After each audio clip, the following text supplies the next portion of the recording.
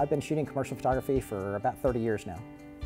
I have always loved photography. I took a few classes in high school, but then in college I started in pre-dental and I was working on my physics and chemistry and biology, and I took photography as an elective and just fell in love with it. And my college professor pulled me in class one time and suggested I do it for a living. I learned with a forward high view camera, and I just love being able to light, shoot something, and then see the results on an image.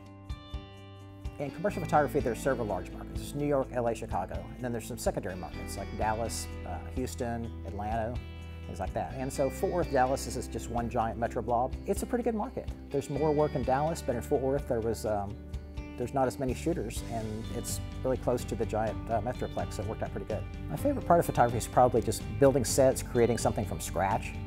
I'm kind of a builder, a maker, and so I have a welder and grinders and work on cars, and that helps me out whenever I'm building a set.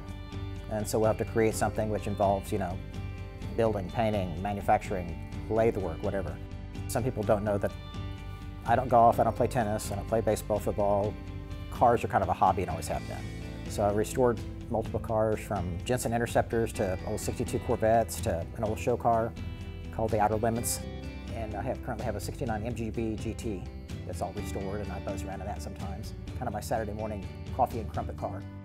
Growing up, my dad was a electronics engineer for the FAA, but he was also a kind of a mad scientist, builder, tinker, welder.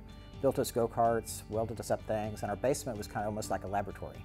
So we had grinders and test tubes and electronic equipment and Van de Graaff generators and Jacob's ladders, with sparks, looked like a Frankenstein. My secret laboratory is up in a closet, so I had a chemistry set in my closet, and I pretended like that was my laboratory. So I was always building, explosives in a closet in my bedroom, and or mixing something together, wiring up something, or blowing up something in the basement just throughout. And that was just kind of a norm at our house. If you heard some kind of large explosion like Grandpa Munster or something and smoke coming out the stairway, that was pretty typical. Tell me about Frankenpickle. How did this start? Well, Frankenpickle started years ago. Every year for Halloween, we would do Frankenpickle. And Frankenpickle is, if you don't know, if you take a dill pickle and you put 110 volts to it, they glow bright green.